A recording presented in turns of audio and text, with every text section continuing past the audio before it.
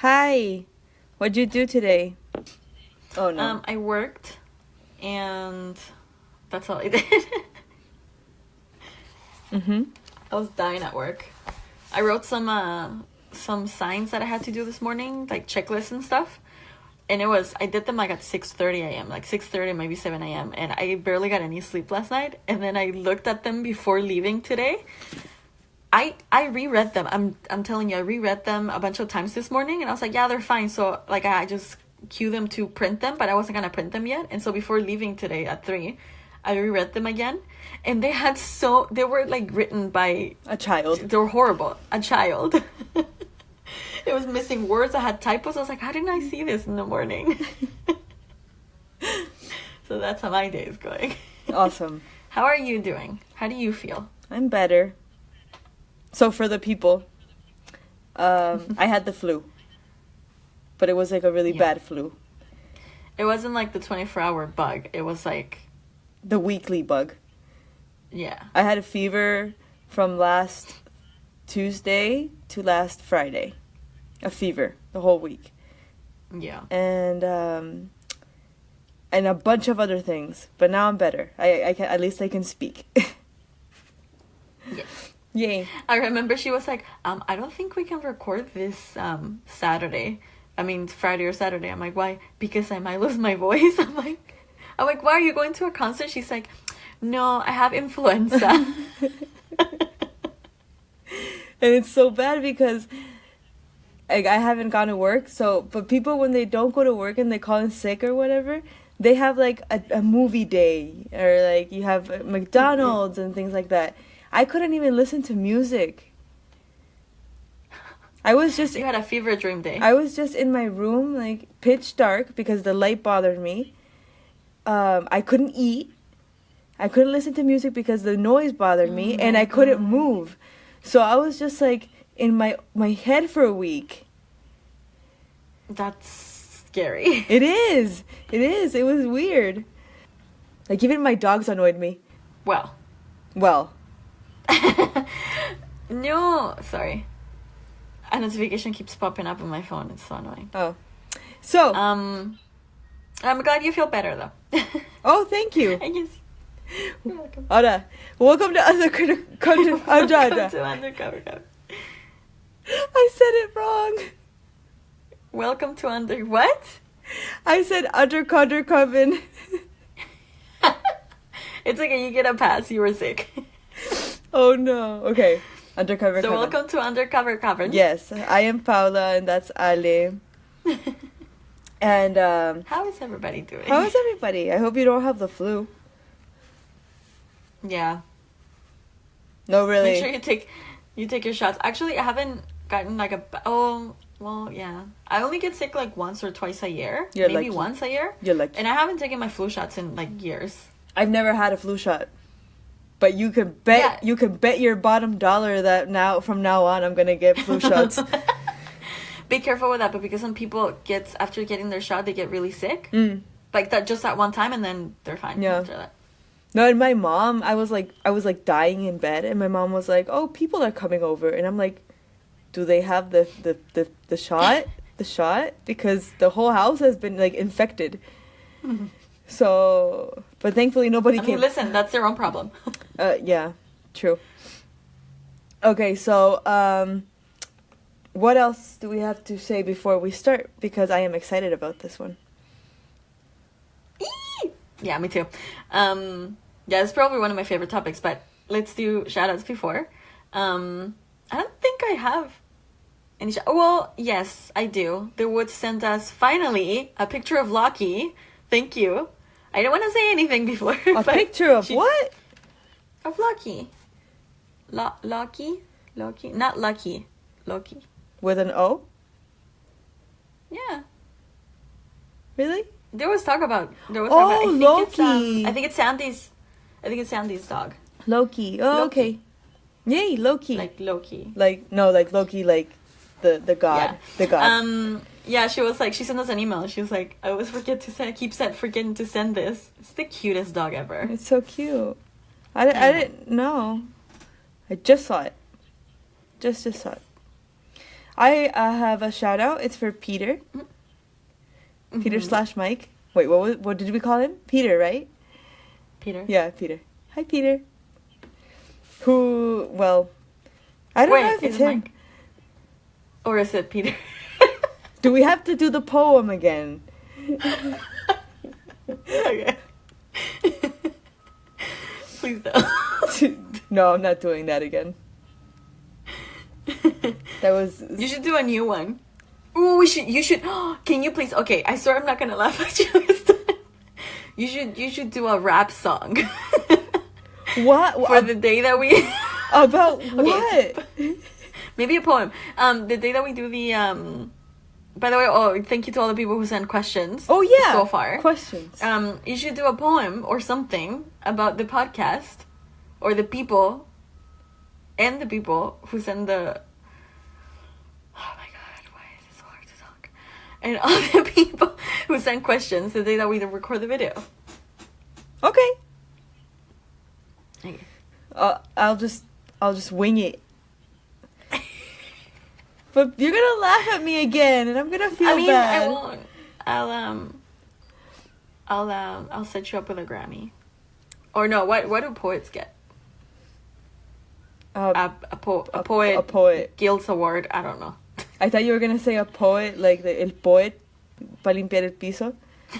Ooh, okay, that'll. Okay. So there's a product here to clean floors, and it's called Poet, and I think Ali's gonna give me one of those. Yeah. You would have to owe me one though. What is it called here? I think here's just like Lysol for the floor. Lysol for floors. Yeah. Oh, questions. Guys, remember to send us questions because we are gonna record that video soon. And this will be up. This is the last week actually. Yeah, this was the last week. This okay, let's do it from today's Tuesday. Yeah. We're recording this on a Tuesday. Tuesday to next Tuesday. Let's do it. So like sure. We have the weekend as well. Yeah, so next week we'll schedule, but next week we'll record the video. And then I'll upload it the same date that the next episode will come out. So, yay, I'm excited about it. Me too. Plus, the questions have been really cool. They have been, yeah. Yeah. So, today, we're talking about something really interesting. And I'm excited. Me too. I'm excited. Today we are talking about... Go ahead. Sorry, I was trying to do the Exorcist music, but I forgot. So I was going to do the X-Files one. No. So we're going to talk about exorcism. Yay, possession. Yes. And it's been a long time coming. We just haven't done it. Do you want to go first? Sure. Okay. So we're going to talk about... Wait. We're going to talk about a couple of people. Some are known. Some aren't. What are you doing first? I'm going to do Annalise Michel just because she's the most known one. Okay, go. Go ahead. So just an FYI, kind of like a heads up before I start. I did do, because the case is such a long case that it literally requires its own episode, maybe sometime in the future. Just so many details to it. So Annalise Michel, if you guys have ever seen the movie The Exorcism of Emily Rose, that's what the movie is based on, is on Annalise Michel. Mm-hmm. So she was born in Germany in 1952.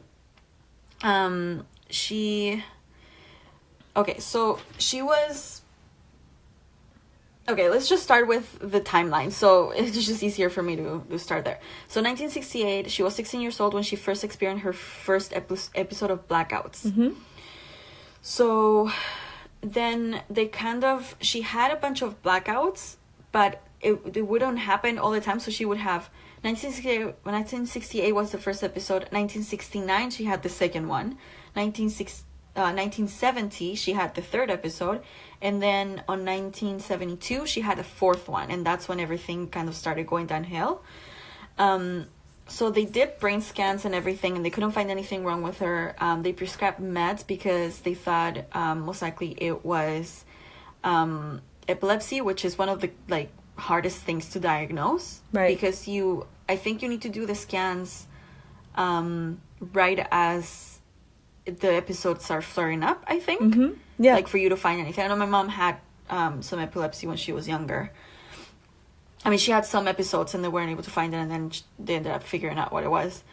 So something like that. So 1973, that's when she began to hear noises and voices. So this is after she started taking her meds. Mm-hmm. She would hear noises and voices that would damning her to hell. The thing is, her sisters, it wasn't just her, like maybe the meds were doing something to her, or she had maybe psychosis or whatever, or something like that, or it was maybe the epilepsy, because her sisters also heard the noises, like banging noises and scratching noises and stuff like that. Her sisters also heard it. Oh. So she also reported smelling feces, like burnt feces. She would see images of demons, and it's another thing. It's not something that she would only smell. Again, maybe she was having like an episode or something, so she's smelling something, mm-hmm. because other people will also smell it. Okay. That's interesting. It wasn't people around her will also smell it, mm-hmm. right? So it's kind of like on the border of like, is it or is it not? Right. Because some things she only sees or she only hears, and some things like other people around her can sense as well. So it's weird, right? Right. So she would see images of demons and shadow people and stuff like that. Again, damning her to hell. Sorry. So that's when they took her to a psychiatrist. And she was diagnosed as neurotic and with an epileptic pattern. So again, another drug was prescribed. In 1975, that's when her behavior started to worsen. Even taking the medicine, it wasn't helping. Right? She would eat spiders and flies. She wouldn't sleep, and she would pray all night. She would just stay up all night praying. She would also destroy rosaries and any type of holy pictures and crucifixes and stuff like that. There was one episode that they said her family saw her squeezing an apple with one hand, and the apple literally exploded in her hand. Oh man. Like she had like almost like superhuman strength. Right. So there was a father, a priest from their church that they went to, because they were very, very religious. And he had been like looking into it and kind of helping them get through it and everything. And he was convinced that it was demonic possession. Mm-hmm. And so his name was Father I don't know how to write, Rodick, I think. So he was convinced that she was possessed. So he brought Father Renz, who was a qualified licensed exorcist. And actually, some of the sessions were recorded, and it's the most terrifying thing. For whoever you haven't heard that, do you want to play some? Are you gonna cue some in? I could put some. Just a warning. It is very disturbing. So in the recordings, she's talking about like, no, you cannot have her. You will never have her. She's mine now. I'm here now, blah, blah, blah. And it's it's just creepy. Every time I think about it, like I heard, when I was like researching this, I heard it for the first time in like maybe 2 years that I haven't heard those recordings. Mm-hmm. And it's just so creepy, like the voice that comes out of her, and you can tell like that she's in pain. And it's just horrible. So just a warning, because we're gonna cue them now.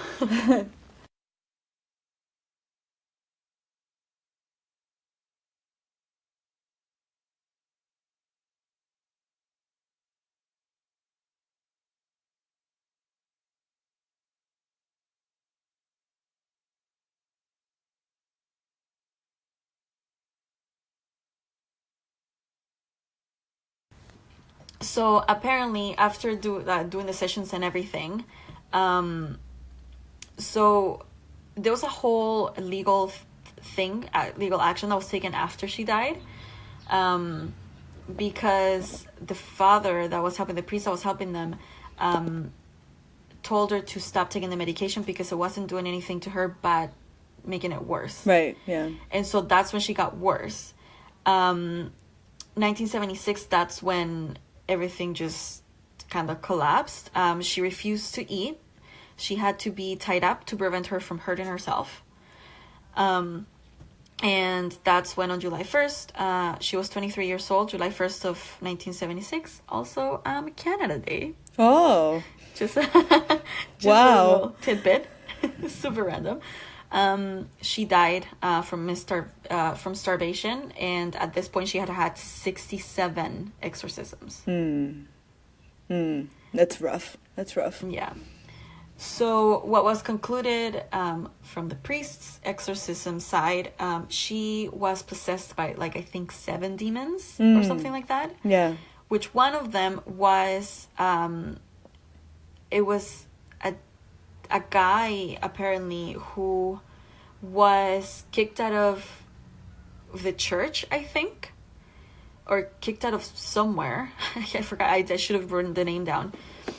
But this is like way, way back. And he was kicked out because of him practicing like dark arts and stuff like that. Yeah.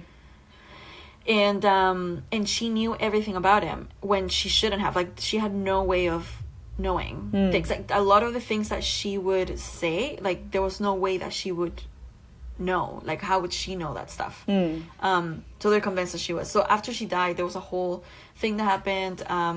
The family, I guess, or I'm not sure who, they sued the priest because he had given wrong advice and like advised her to get off her meds, and because she was supposed to be like neurotic and psychotic or whatever, like that's why everything was happening, not because she was possessed. Yeah. Of course, as scientists, that's what's gonna tell you. But like they were saying, but the thing is, like, I'm looking into the evidence, and this is why I like the topic of possessions, is because it's very of like, well, is it real or is it not? It's like aliens. Like, do you think, are they out there or are they not? Right. Yeah. Right. Yeah.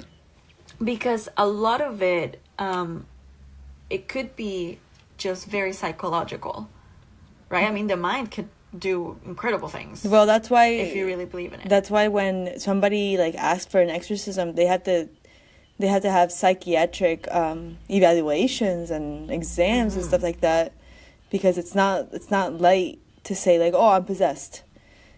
No, you need like help. Yeah.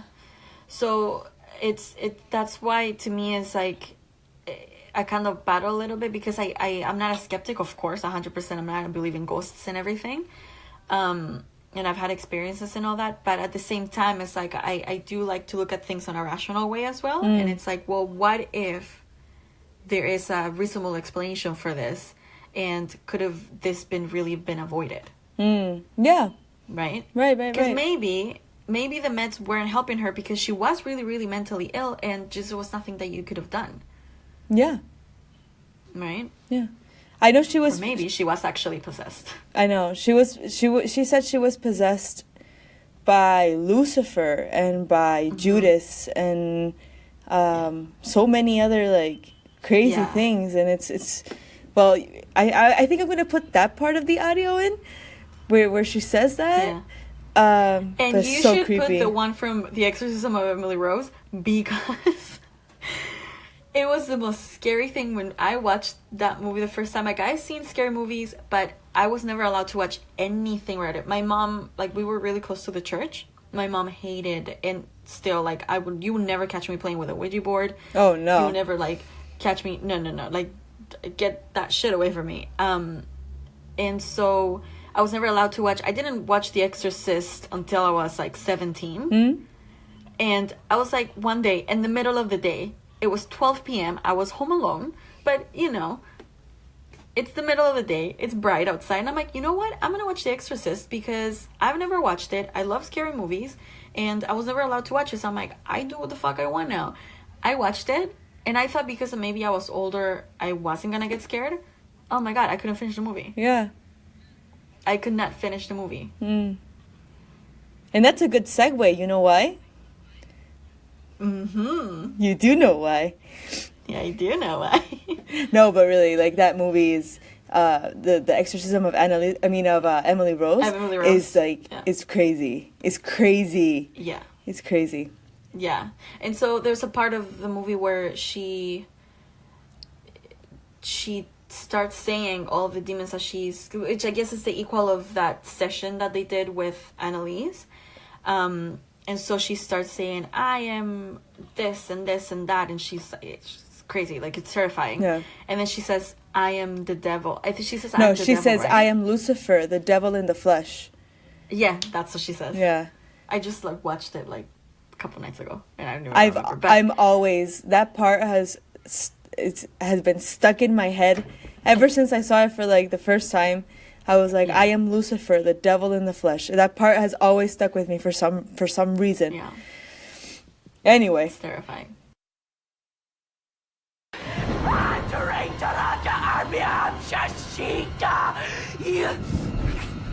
Ancient serpents, depart from this servant of God! Tell me your 6 names! We are the ones who dwell within.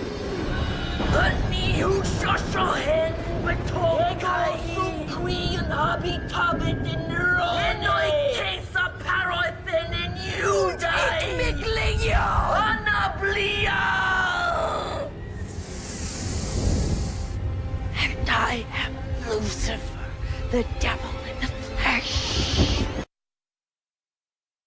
So talking about The Exorcist, I'm going to talk about Roland Doe, who is the inspiration behind the book The Exorcist and then the movie. Mm-hmm. So in the late 1940s, priests from the Catholic Church performed a series of exorcism on an anonymous boy, documented under the name Roland Doe or Robbie Manim. A 14-year-old boy was allegedly a victim of demonic possession, and the events were recorded by Raymond J. Bishop, the priest who was assisting. Well, like I said before, these were the inspiration for the novel The Exorcist by William Peter Blatty and the 1973 film adaptation. So, Roland was born into a German Lutheran family, and they lived in Maryland. I totally thought this was outside the U.S., by the way. They lived in Maryland, and he was an only child and depended on other adults to be like his playmates. He didn't have any other kids his age. And he was very, very close to his Aunt Harriet. And his aunt was a spiritualist who introduced Roland to the Ouija board. Oh, no. When he expressed interest in it. Other kids would describe him as quiet, withdrawn, and unpopular. He wasn't very athletic, but he was a good student. Man, Aunt Harriet is dumb. Yep.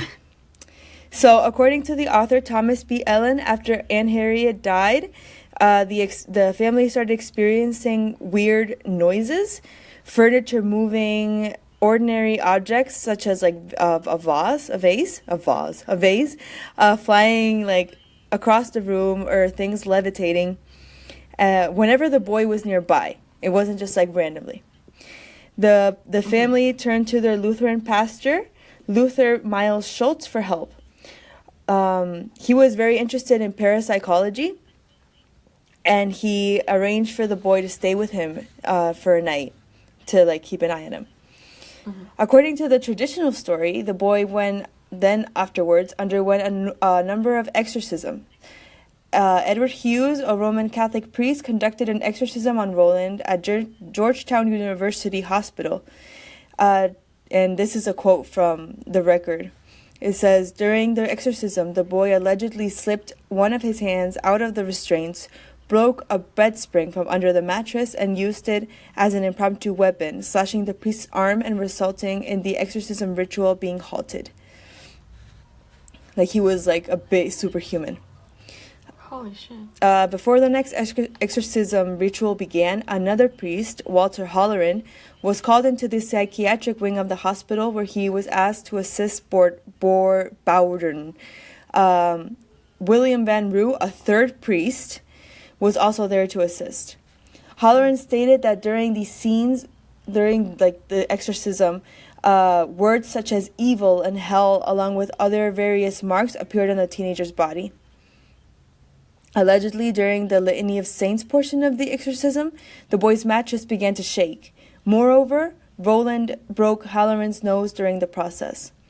Halloran told a reporter that after the rite was over, the anonymous subject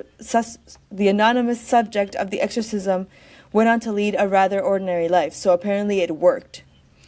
But the boy went absolutely insane, like right in front of them. And like everything that is in like record and public record, you can watch in the movie. Like remember that part where Regan, like they pull her nightgown up and it has like words and stuff like that. Yeah. All that is from like true life. Wow. In his 1993 book, Possessed, The True Story of an Exorcism, author Thomas B. Allen offered the consensus of today's expert that, quote, Robbie was just a deeply disturbed boy, nothing supernatural about him. Which is surprising to me that he has said that. He was doing... Is he the one who called the exorcism? He was the one who wrote the book. One of the guys. But how did he? He was assisting. He attended. He wrote like the record on what was happening. So I guess in his eyes, what he saw was just that the boy was just mentally ill. Yeah, but the priests, I think, have like another story. So psychiatrists. Roland Doe suffered from mental illness. To priests, this was a case of demonic possession. To writers and film video producers, this was a great story to exploit for profit. Those who saw what they were trained to see, which is, I think, has a good point. What was that? Oh, I can still hear it. A truck. No, that's a truck or something. I just saw something fly by my window, and as I turned back around, I saw something fly behind you. That's scary. Do not mention that again. I won't. Okay. Sorry, that just like freaked me out a little bit. Yeah. Okay. Each one looked at the facts, but just the opposite could be true. In actuality, they manipulated the facts and emphasized information that fit their own agendas. So the priest thought it was possession. The author saw it was just like a mentally ill person, and the psychiatrist saw is mentally ill also, but nobody knows. Yeah. Nobody knows. But the thing is this, the boy was normal up until that point, and then after the exorcism, he was normal again. Right. So how can you kind of explain that? I mean, I know it could have been like suggestion, and then he's like, oh, I'm cured, and then he's just cured. Yeah. But then... I mean, that wouldn't make sense. So there's a documentary film that was released in 2010 named The Haunted Boy, The Secret Diary of the Exorcist,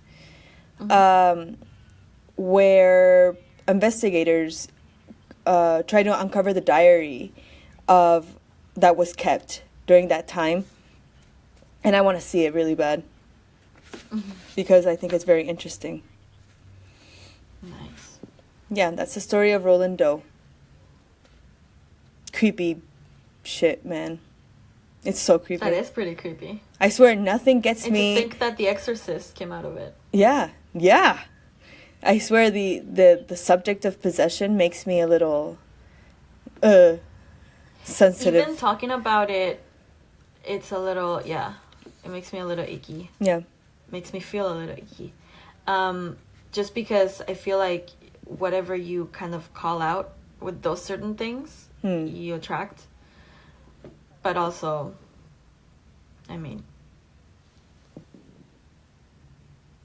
stop this. Sorry. There was nothing back there. No, it's just that my dogs like got up suddenly. Okay, we're gonna get through this really fast. No, but I don't hear anything. I'm scared. Okay, go. See, that's what I'm saying, is that I don't know, like it could all be suggestion. Okay. Anyway. Anyway. So the next story case thing that I'm gonna talk about. So it is the case of Estefania Gutierrez. Yes. Who was actually, it was the first paranormal report, like police report, ever submitted in Spain, ever. That's how you know, so like, this is gonna be that fucked up. shit's gonna go down. Yeah. And again, the story is so long, like there's so much shit going on, so I did notes and everything, but we're gonna talk about it. Anyways. Anyway. So 1990, Madrid, Spain. Concepcion Gutierrez, who was Estefania's mom, took her whole family to see her dad, I'm guessing, so the kid's grandparents.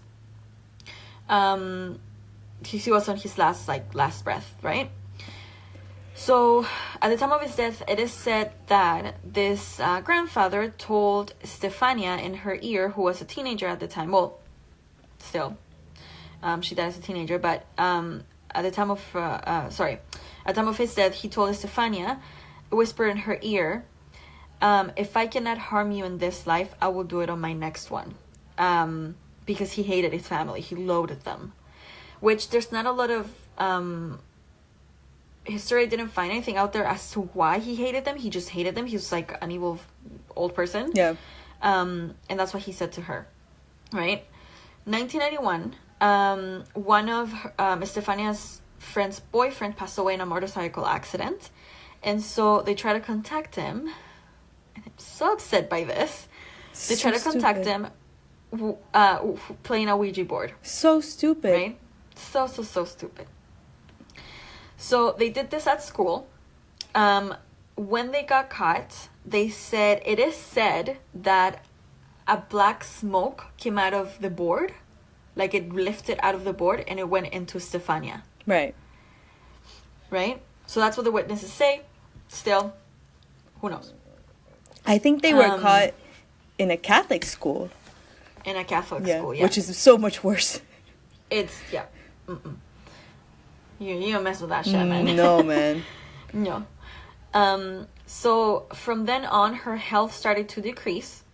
There was a point where she would convulse. So she would, her body would go all stiff and her eyes will roll back, and then she would start convulsing and she would foam at the mouth.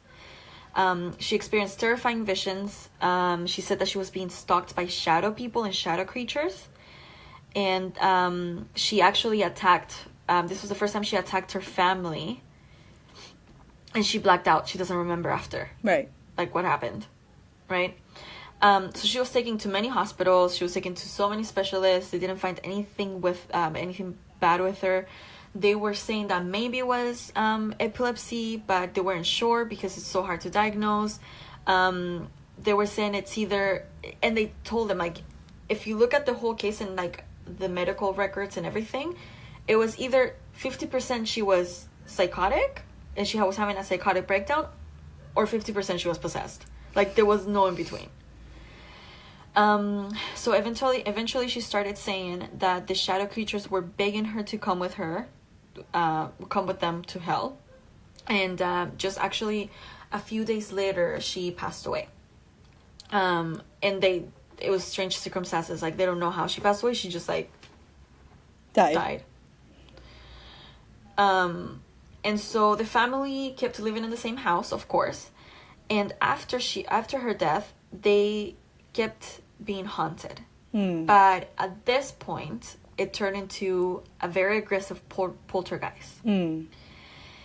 So they said that it was most likely was the spirit that was attached to Stefania. They heard knocking and noises coming from Stefania's empty room. And at one point, there was an old man's laughter heard throughout the whole house, like through the hallways, and it would like echo into the house. Temperature would drop, they would fluctuate. So other paranormal activity, like the dad was once playing with the youngest son. He was like holding him, and like, you know how you like kind of push up kids a little bit, like you throw them kind of in the air and then you grab them, how you play with kids like that. So apparently he was doing that with with the kid, with the dad was playing like that, and suddenly like a force just grabs the kid in the air and like throws him through the room. Oh my God. Yeah. So I guess when one of the worst things that happened, that's when they started bringing in like priests and investigators and stuff like that. It was when one night they were all sitting like in the living room and the main door flew open, and they like objects started to like fall and everything, and so they got scared, so they went to close the door and they barricaded it. So apparently the door, like there was a force that flung the door open once more, throwing all the shit that they barricaded with. And then things were being like thrown around the room, and one of those things, it was a picture. So there was a picture frame thrown into the room, and when the mom grabbed it, it was a picture of Stefania, and it was all burnt in the middle. So that's when they started bringing in investigators, religious officials. They brought in psychics. One of the psychics that was investigating the house apparently got like possessed with the grandfather spirit. And so was the grandfather who was doing this, right? And apparently they were saying that she was saying that Stefania was also present, but she was being like held. Right? So this is caught on camera. If we can link the videos if you want. And there was an EVP that was captured. And in the EVP you can hear Stefania's voice, like a girl's voice, saying, beware of grandpa. But like she's like screaming, like she's trying to like the way that I imagine when I was listening, because you were listening to the video with me, but it was like if somebody's trying to yell at you like down the hallway. Like if you're going somewhere and they're like, oh, but be careful. Yeah. Like that's what it sounded like to me. So it sounded like, and she said you can hear like kind of clearly, and it's kind of creepy, that it says, she's saying, please, she says like, beware of grandpa. Cuidado con el abuelo? Cuidado con el abuelo. Yeah. So on November 27th of 1992 at 2 a.m., her father called the police saying, so I guess they just got fed up with it and they were way too scared. So they ended up calling the police, like the actual police. And apparently because they were sitting there and there were noises coming from everywhere, and the kids could see like shadows or like creatures like dragging down the floor towards them or something like that, and then that they were so what happened is that why they ended up calling the police is that the family was all like in the living room or whatever, and they could see the crucifix that they had on the walls. They were turning upside down and then back, upside down and then back, like back and forth. Oh my God. And so 3 detectives were like, we need to go check this shit out, because either he's crazy, he's gonna kill his family, or that's what I'm thinking. Yeah. Or like there's something actually going on, right? Right. So they came to the house, and actually have a screenshot of the police report, because the police came in and they were kind of like, they were sitting there, and then they started noticing what they meant. Look, a demon. Oh, it's a demon. It's the king of hell. It's the king of hell. Okay, so I'll read the police report. I have this screenshot here. So, we were found amidst a rare and mysterious situation. That being seated in the company of all the family, we could hear and observe a perfectly closed cabinet door, something which we verified afterwards, open suddenly in a completely unnatural way.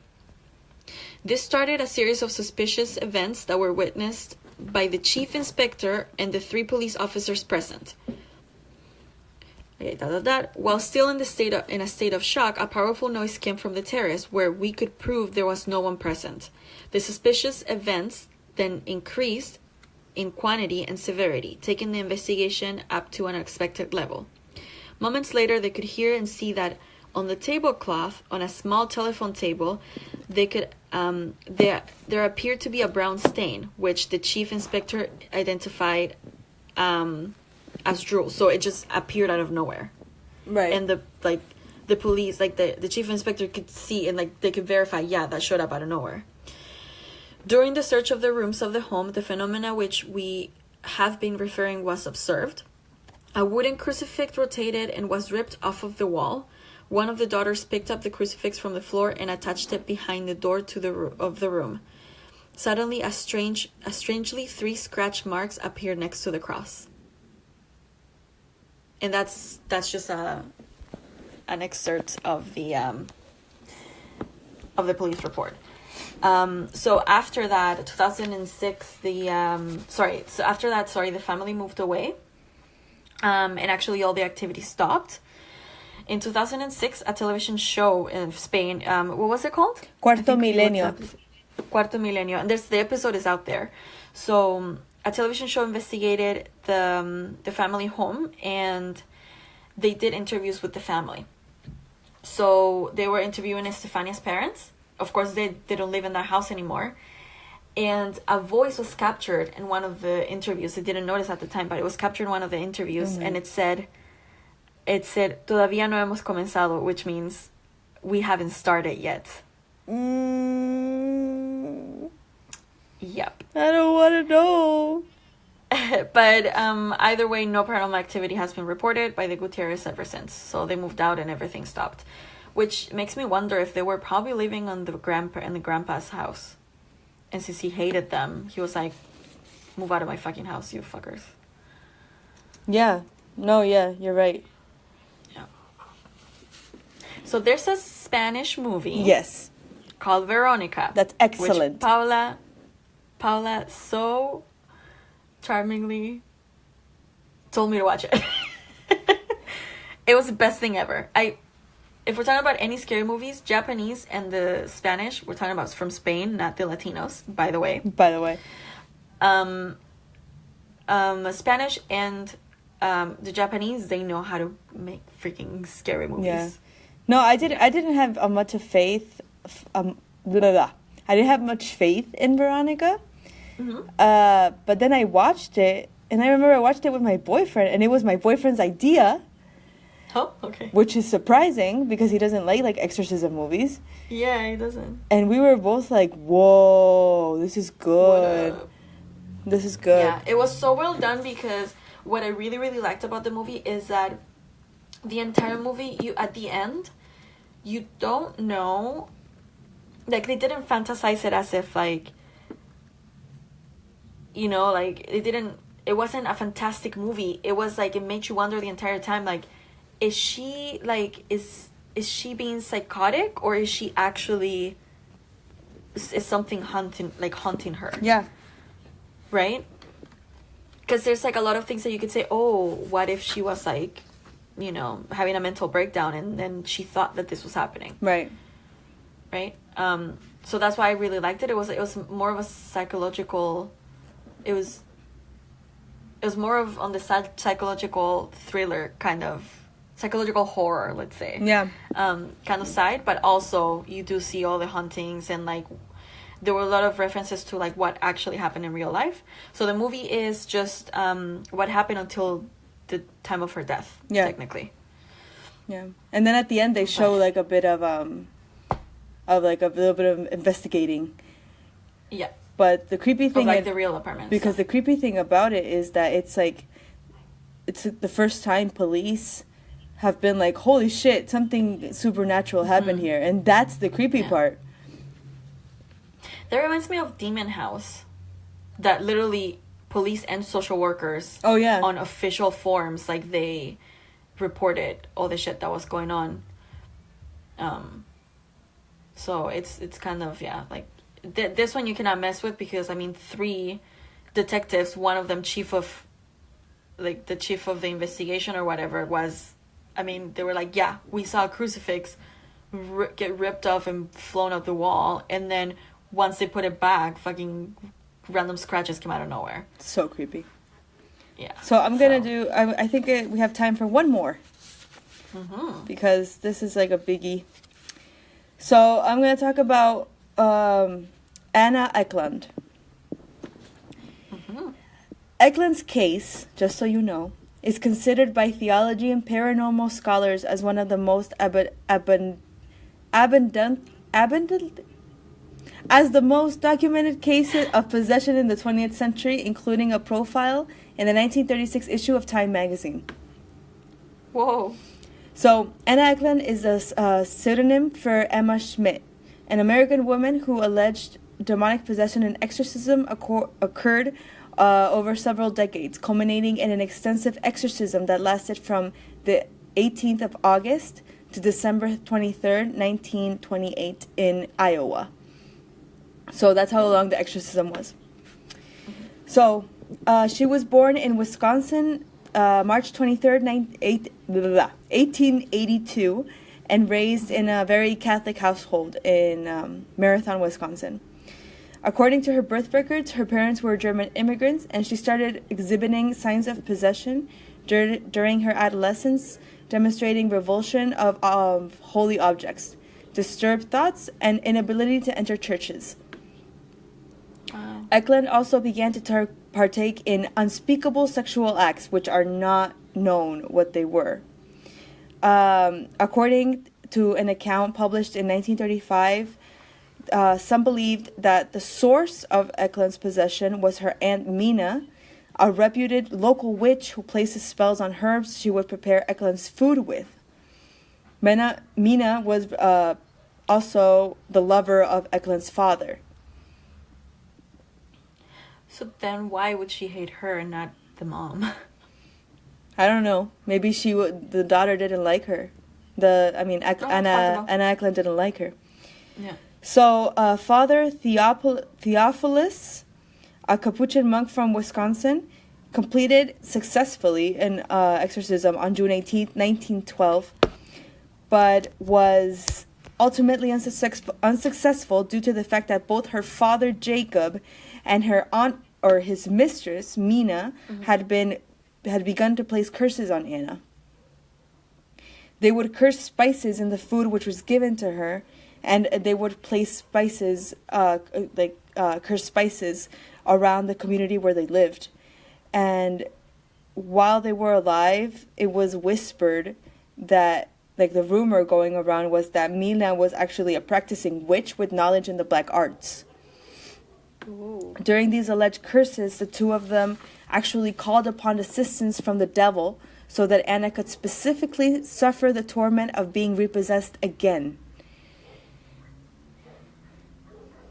What the fuck?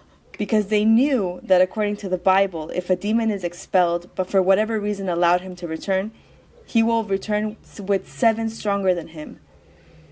And that a case of possession will be significantly harder, almost impossible to successfully correct via exorcism. So these guys were they hated her daughter, the daughter, and the niece. Just because these people were together. I don't know why they hated her so much. It was agreed upon that a nearby convent would be used, maintained by Franciscan nuns, and provided that the Mother Superior sign off on it, she did. So they started the exorcism there. Once Anna was transported to this location, strange occurrences began almost instantly. Some of the nuns there had attempted to give Anna food, obviously, trying to take care of her. And they blessed the food beforehand. And it was like magic, because from that day forward, if anyone attempted to bless any of Anna's food, she would know. Yeah. She would know immediately if the food was blessed, even if it wasn't in front of her. And because of all this, she refused to eat. She would hiss like a cat and show great aversion to this food, and therefore only unblessed food was prepared for her. So the possessing demons inside of her were Lucifer, Beelzebub, Judas, Jacob, and Mina, and many, many additional lesser demons. Judas, it was revealed by her, was only there because it was his assignment to tempt Anna into committing the unforgivable act of suicide. Unfortunately, due to his history, it is said that in the hierarchy of hell, Judas Judas would be the equivalent of the patron demon of suicides. Really? Yeah. Well, the dad was condemned to hell because he cursed his daughter. Mm-hmm. And because she would not commit incest with him. Ew. Ew.